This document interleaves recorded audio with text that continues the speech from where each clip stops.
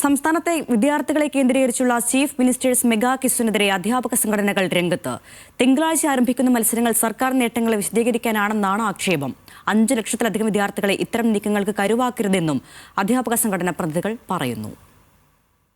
തിങ്കളാഴ്ചയാണ് വിദ്യാർത്ഥികളെ കേന്ദ്രീകരിച്ച് സംസ്ഥാന വ്യാപകമായി ചീഫ് മിനിസ്റ്റേഴ്സ് മെഗാ ക്വിസ് ആരംഭിക്കുന്നത്.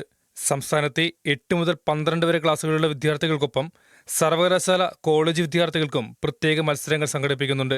ഫെബ്രുവരി 18-നാണ് സംസ്ഥാനതല ഗ്രാൻഡ് ഫിനാലെ. എന്നാൽ ചോദ്യോത്തര മത്സരം സർക്കാരിന്റെ വികസന നേട്ടങ്ങൾ വിശദീകരിക്കാനാണെന്നാണ് അധ്യാപക സംഘടനാ നേതാക്കൾ ഉയർത്തുന്ന ആക്ഷേപം. പൊതുവിദ്യാലയങ്ങളിൽ കേരള മോഡൽ വികസനം എന്ന വിഷയത്തിൽ ക്വിസ് മത്സരങ്ങൾ സംഘടിപ്പിക്കാനുള്ള സർക്കാർ നീക്കം വിദ്യാർത്ഥികൾക്കിടയിൽ ഏകപക്ഷീയമായ രാഷ്ട്രീയ പ്രചരണം നടത്തുവാനുള്ള ശ്രമമാണ്.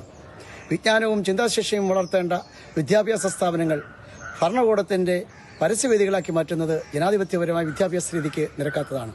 13,000-ലധികം വിദ്യാഭ്യാസ സ്ഥാപനങ്ങളിൽ നിന്നുമായി 5 ലക്ഷത്തിലധികം വിദ്യാർത്ഥികളാണ് മത്സരത്തിന്റെ ഭാഗമാകുന്നത്.